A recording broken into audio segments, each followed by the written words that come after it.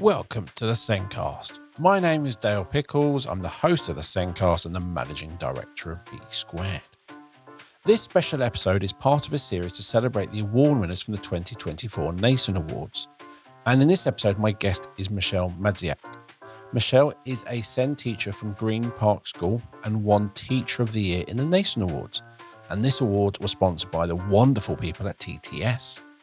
Michelle has taught in Canada, Australia and England, working Green Park School for over 11 years.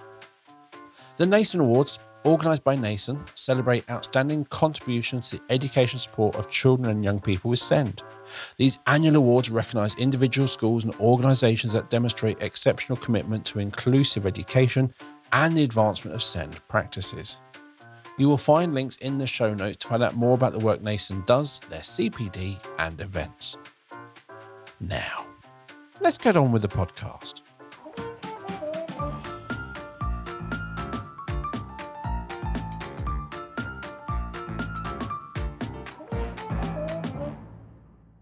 In this week's show, Michelle Madziak is here to discuss why she was a joint winner in the Teacher of the Year award at the recent Nasen Awards.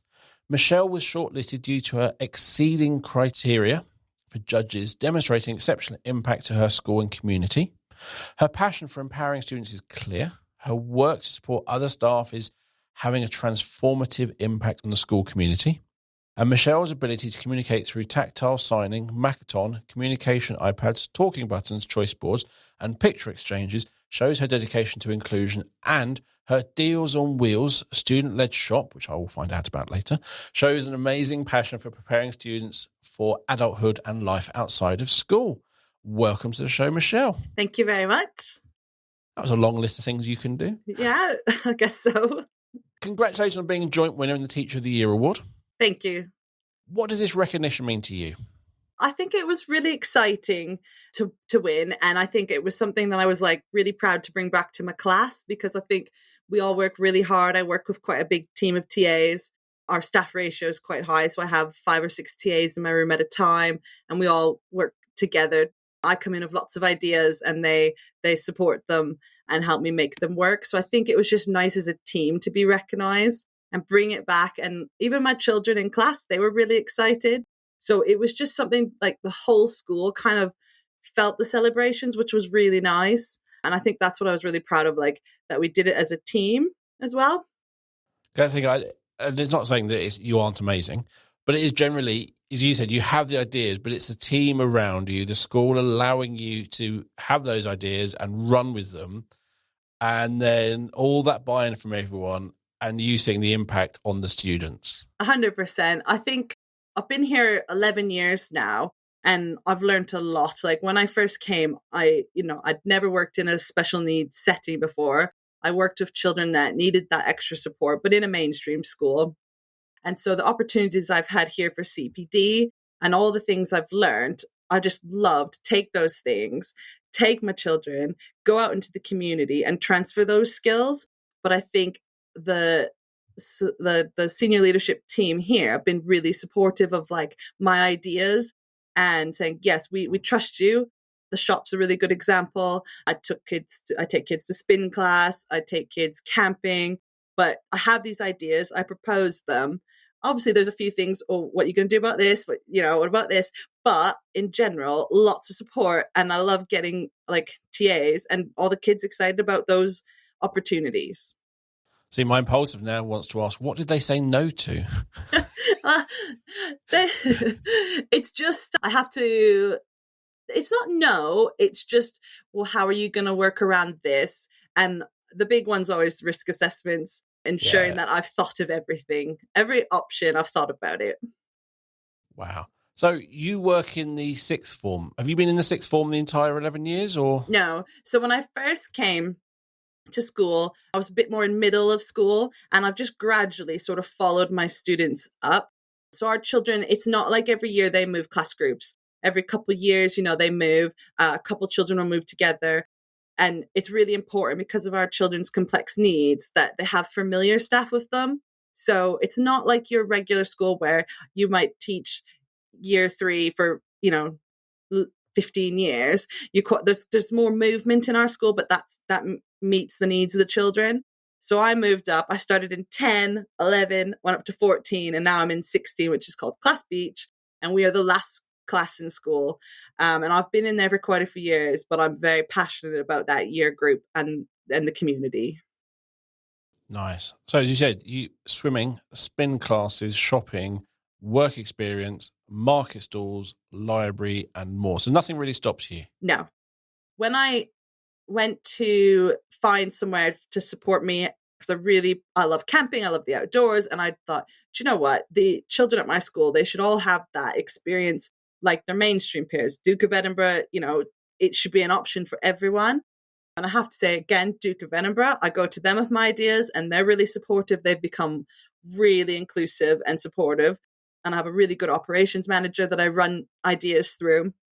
And I went to Leitch's Wood. It's not far from here. And I was talking to them about my group. And one of the gentlemen there said to me, tell me what they can do, not what they can't do. And I just tried to do that all the time. Well, actually, they can do loads with the right support and the right settings. And I think that's the big part of communication and the iPads and tassels, Macaton, and, going out into the community and using those things so that their voice is not just heard in school, it's heard outside. So you said, is it Leitch's Wood? So what's Leitch's Wood? So they're an outdoor education centre. And for some of my children to go camping, we were finding things like, well, they're going to need a power outlet for different, different things that they need for their beds, for example. And some of my children, I was like, well, I'm not going to get them on the floor on a sleeping bag because, they need to be moved and they need position changes throughout the night. But I do believe those children should be able to camp. So I kind of went out Googling, thinking, where can I go? And I found this Leitch's Wood. And I said, can I book in? Can I have a tour? Can I come in, kind of tell you what I'm thinking? And it's an outdoor education center. So they've got different little residents where there's showers, beds, stuff like that. But then they have fields and they run camping trips there. Your traditional camping, they would do their practice there in tents and then they would take the children elsewhere. But I was like, I want to do it here so that if I need to shower a child in the night, that can happen. And I said, and my other idea is a couple children will need hospital beds. And I found a company that would deliver hospital beds so that the children, could camp alongside their peers. So they said, we've got an idea. So they helped me with this. We went back and forth and they said, we've got bell tents. And I said, that's brilliant because I will need a hoist inside the tent to hoist the child out of their wheelchair and into their bed.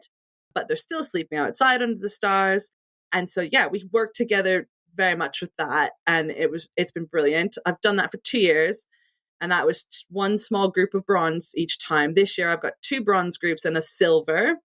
And Leitch's would have been really, really good in that. And then our parents, I think they feel so much more confident that we had, for example, one child last year was really chesty and it was a bit cold. And Mom's like, oh, I don't want him to cancel. And I said, it's not a problem. He can sleep in the dorm. So he was able to still join in. No one missed out. I am just in awe that you had hospital beds and a hoist in tents. Yeah. I'm just still stuck on that bit of that story. Yeah. That you're not talking pupils with you are talking complex pupils with high levels of needs.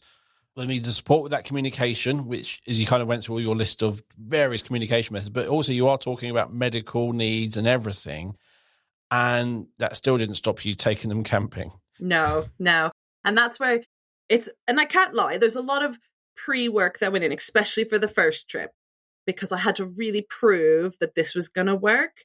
Even though everyone on paper was like, yeah, I like it, but go there, you've got to check how you're going to move and handle here, how you're going to do this, what if this happens. And I think the first group, I have huge respect to the parents that trusted me as well, because they got it going, because none of the group, my first group, had ever been camping and probably didn't think they were going to go camping.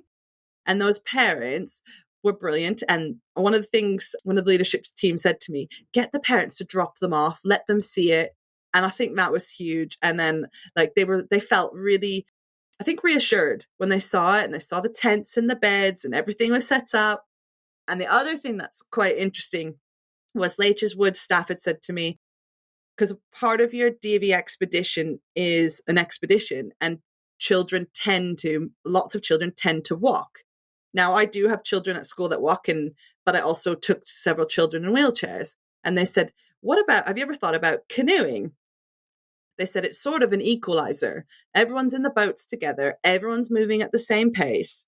And you're not pushing a child, they're experiencing it, the water, all that. And so again, I was like, yes, but I have to get that approved because water's higher risk than going on a walk. And again, brilliant. I worked with our EBC team and we had some external support as well and advice, but I had everything. I worked with Legiswood. I'm like, how deep's the canal? How much traffic? So we went through everything. And I told parents this. In general, it's a very safe waterway, a canal, compared to saying, well, I'm going to take them canoeing in the sea. We kept things nice and safe. And again, really positive experience. But again, the team at Legiswood were fantastic because we had to sort of role play how we're going to get the children in these canoes that needed slings and hoists. So we kind of worked it through together, and it was quite easy, the in, because we could do that on the side, but it was the out. I was like, well, how are we going to get a mobile hoist over the water and get them out of the water?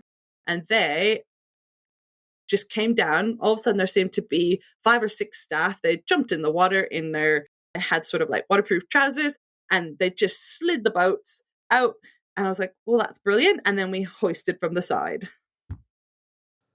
How did you get the parents on board? Because I can imagine, because there is a whole thing when you have a child who's disabled, you're going, okay, they can't do all of these things, and you probably really, really reduce your expectations. And then to be told by someone, oh, your child's going to go camping and canoeing, you're probably going, no, they're not. Yeah. And you probably had some parents going, I love the idea, but, and there's probably others going, yeah, that's probably not going to happen. What was their response when you first went to them? Yeah. So my first group, I still remember, the biggest thing is get them in person, over the phone. So what I did originally, so I knew my expedition would be in the summer term because of the weather for my children. There's no point planning it in where it's going to be cold and wet and stuff like that. Let's go for the best time of year. And again, it worked out well because Legiswood were like, come during SATS week, because primary schools aren't here. So it was really good. I'm like, yes, okay. So we booked in that week, every week that we've gone. So I started ringing parents in the October, and we weren't going until May. And I said, and I explained who I was, and I talked about the DV, and I talked about how the children were doing really amazing in the award because we were doing all the other parts of the award. And I kind of explained the expeditions, like the big final thing. And the first year, I just targeted a group of 5 leavers. And I was like, I just feel like this is such a great way for them to finish their life at Green Park School. And I said, come in for a meeting. So I had all those 5 parents in the room, and I had I did like a PowerPoint, and I showed all the pictures. I showed hoisting a staff. I showed hoisting children. We had the canoes come into school, and we practiced in the classroom. So the children were used to what's a life vest, what's a canoe, what's a paddle. They practiced getting in and out. So our more mobile children were standing, getting in, getting out. We practiced hoisting, and then I built the confidence of the team around me really with it. Loads of pictures and videos. And then I still remember I had one parent in the room that was really for it. And I felt like everyone kind of fed off that. We're like, oh, well, if she's thinking it's okay for her child, it should be okay for mine. I had a couple of questions, and I had a few with the children that have some of the medical needs, a few parents that were not so much worried about the canoe, more worried about the sleep overnight. They've never done that kind of thing. But again, us as like, we can move them. If the weather isn't great, we can move them. I have your phone number. I will be contacting you. I'll let you know when they're settled. So it was and I started small. I think that was important. Let's get this little group going and then show the successes. And I'd say the parents, each year my group's been bigger. And when the parents watch what the children did last year, they're like, okay, that's really amazing. And I also make sure that it's part of our end of year celebrations. And I get someone in from the Duke of Edinburgh to hand out their certificates and their jumpers and their bronze certificates. And it's quite a big thing. So I'm hoping more and more parents know that their children are gonna do it. That's phenomenal. It just nothing, you're not letting anything stop you. You're not deciding this can't happen at all.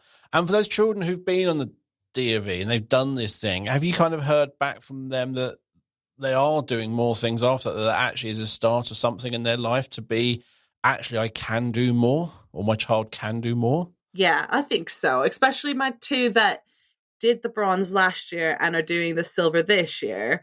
I think it opened all of our eyes, really, when we did it. We're like, actually, why stop at bronze? And those two pupils through the Duke of Edinburgh, because like there's a volunteer section of it. And I was like, you know, they've done loads of stuff. Well, let's challenge them a bit more. And they're working in our kitchen once a week to helping serve the rest of the school. So I just think it's open doors, definitely. Wow. I'm still stuck on the word wow. I'm not great with giant words or anything, but that's just phenomenal. And it is one of those things where it's a weekend or it's a week type thing, a few days. But I know for my daughter being at primary school, when she went off to the Lake District, the impact that time away from school and parents has on a child. And it's amazing that everyone's getting that opportunity, which is phenomenal. But that's not the only thing you've done. So in the bit I read about you at the beginning and all the stuff you've done, it mentions Deals on Wheels. Okay, yeah. I love Deals on Wheels. So probably about 3 years ago, I used to take a group to college. So the campus that's close to us, it's only for our children, about a 15-minute walk. So every Thursday, we would walk to college, practice road safety. We would get to college and we would do different sessions with them, led by them. And there was this one time, one of the staff, their tutors there. So one of the tutors said to me, could you tell your children to bring some change next week, some money? They could come to our little shop. And I was like, oh, absolutely. So we have homeschool diaries, wrote to the parents, can you bring in some change? So the following week, I took a group and we went in this little shop. It was only a tiny room, not much bigger than like a closet, but they had in there like a little section of clothing, a little section of jewelry and shoes, DVDs, games. And the children all loved going in there, picking something out and buying it. So I said to the tutor, like, what is this? Like, and she said, what we do, it's all run by our children. We get donations. It basically was a little charity shop run by the children at college. So I said, oh, this is really, really interesting. And the children loved doing it. I said, I'm going to take this idea back to school. So again, I get on my computer and I type one of my proposals out. And I'm like, I didn't have the name at that point. I was just like, school shop. And I was like, basically, I want to do a charity shop, but I also want the shop to sell mini enterprise that the children have made. I want them to, work the till. I want them to collect the products, be part of all the advertising. So making posters for school, videos for Facebook, asking for collection donations, all sorts of things. And it started, I got the okay, but it was like, where are you going to run the shop? And I'm like, well, I didn't really have a space to do it. So I was like, I think I could make use of the outdoor pursuits room. And then I got told, because it was a decent space, I thought if I could, there's stuff in there for forest schools, but, we can make better use of that space. But that space was close to the pool. So you couldn't use it as a teaching space. It was just storage. So there came about Deals on Wheels, because I was like, okay, the shop can be stored there, but it will come out every Friday. The students will set it up and we'll open it. So I got all the approvals that I needed, started collecting donations. So I think we got the okay. And then by September, we were collecting donations and we got loads of stuff in. And then the children, we started with like stickers, or we'll price things green, red, match it to the pound, match it to 50p. And it really has evolved because we now use pricing guns and all sorts. But it's a whole school, and it was a lot of work. So and then I do a lot of votes around school. Who likes Deals on Wheels open every day? Who likes Deals on Wheels on Friday? Who likes it? So we did lots of votes and stuff like that because I wanted feedback. I think that's important. And again, the children do all that. Like, I don't go around and ask what people think. The children do. And then we decided 3 Fridays a term will be open. We're open 9 to 12. We have a rotation of like children that work. So there's different jobs. So one child will make sure that the text message reminder goes out to parents. We'll have a little team on advertising. We'll have a little team on mini enterprise. So for Christmas, they made different things to sell in the shop. And the shop was open last Friday and they made almost like £200. And these are all off donations. Yeah. And that's phenomenal. And it's one of the, it's really good. I'm really proud of Deals on Wheels. And it's one of those where the whole school, they come together. So kids get excited. They've got their spending money and they come to the shop. And once a term, I invite parents and carers and, special guests. We invite college. We invite other schools. We say, come see our shop. Come shop. Come spend your money.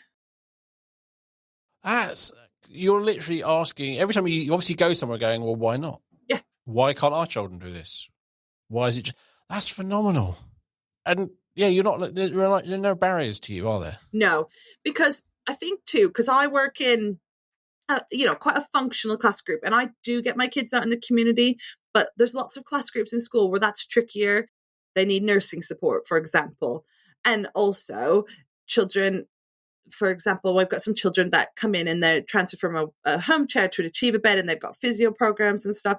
And actually to take them out and keep them in a wheelchair all day isn't the right thing to do. So it's like, actually, I want to bring that shopping real life experience to everyone. I'll still take my group shopping and we'll get lots of kids out in the community across school, but we have things in school. And it's a real life situation. Because I remember, again, they said to me, well, what are you going to do with like glass? What are you going to do with if someone brings in like a vase? And I said, well, that would be in a real shop. So it's going to be in our shop. And I gave everyone a risk assessment across school. Please be aware when you're visiting the shop, there will be real shop items. So we have a section where they are and staff are aware. And if a child needs support around that area, then it's signed. This is our fragile area. But we wanted it to be as real life as possible. I'm just in awe. I love about this because with this series where I'm just meeting all the winners, it's like I'm finding out all the most amazing work schools are doing. Yeah. And it's going on in lots of schools, and it needs to be celebrated more because there are people who are just taking on the challenge of why not? Why not for my children? Why are they being excluded? It's not right. We give them these opportunities because they are going to experience it in life. Let's give it to them now. So that's phenomenal. Yeah. And I think I felt that at the awards night. It was the first time I'd heard of the nasen Awards, and I just was wowed by the whole evening. And it was something really motivational to take part in. It was a really nice evening. I've been twice now, and it's just nice hearing all the different stuffs going on, meeting so many amazing people. It's phenomenal. So what's your advice to anyone listening who's working in a school and might be a bit on the fence about, can we really do it? Is it possible? What would you say to them? I'd say, yes, you can. Yeah, simple answer is yes. I think my biggest thing is the work that goes into it might feel a lot at first, but the rewards just totally outweigh it. And the things that the children gain from those experiences are unbelievable. And I just feel incredibly proud of the children for all their achievements. And it's an honor to help them get there. So I just think the work is worth it. And yes, they certainly can. And again, don't ask what they can't do, ask what they can do. And if the right support's around them, they can do amazing things. Excellent. Well, thank you for coming on the show today. It's been amazing learning about your kind of school and all the stuff they can do and those opportunities. And you've given me, I've got your website links and you've shared your contact details so that people can contact you and find out about how you've done your DFE and the work that's been involved in that and other aspects. So as always, you'll find the show notes wherever you listen to the podcast or on the Zencast website.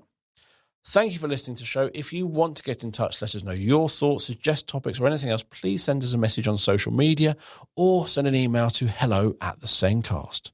The Nasen Awards, organised by Nasen, celebrate outstanding contributions to the education support of children and young people with SEND. And these annual awards recognise individuals, schools and organisations that demonstrate exceptional commitment to inclusive education and the advancement of SEND practices.